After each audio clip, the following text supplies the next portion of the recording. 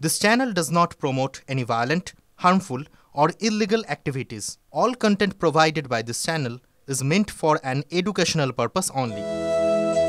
গত কয়েক মাসের প্রস্তুতি শেষে আজ মঙ্গলবার সকাল থেকেই শুরু হয়েছে পুণ্য স্নান।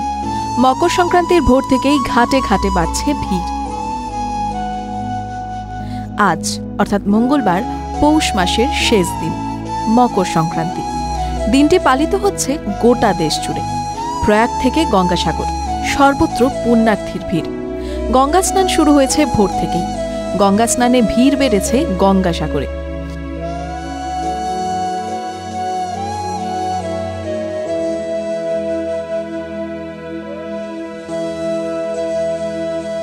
ভোর থেকে মানুষ বহু অপেক্ষা করছিলেন।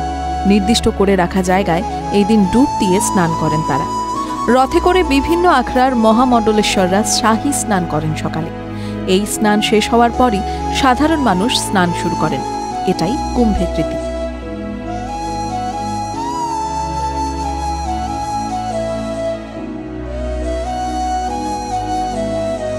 মকর সংক্রান্তির ভোর থেকে জয়দেব কেন্দুলিতে অজয় নদের জলে ডুব দিলেন লাখো পুণ্যার্থী।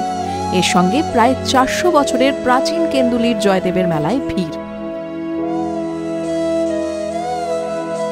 অনেকেই খোলা আকাশের নিচে রাত থেকে অপেক্ষায় ছিলেন।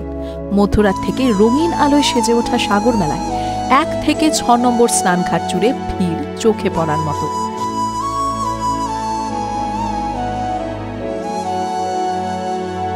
গত দুদিনের তুলনায় ঠান্ডার দাপট কমেছে, তবে উত্তরে হাওয়ায় পুণ্যার্থীদের জবুথবু অবস্থা। গত কয়েক মাস ধরে প্রস্তুতি নেওয়া হয়েছে প্রয়াগরাজে। পুণ্যার্থীদের থাকা ও স্নানের জন্য করা হয়েছে বিশেষ ব্যবস্থা।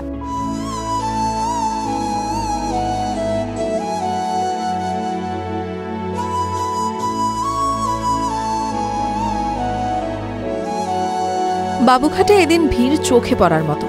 বাড়ানো হয়েছে নিরাপত্তা। ভোরের আলো ফোটার অনেক আগের থেকেই সিঁড়িতে অপেক্ষা করছিলেন বহু পুণ্যার্থী।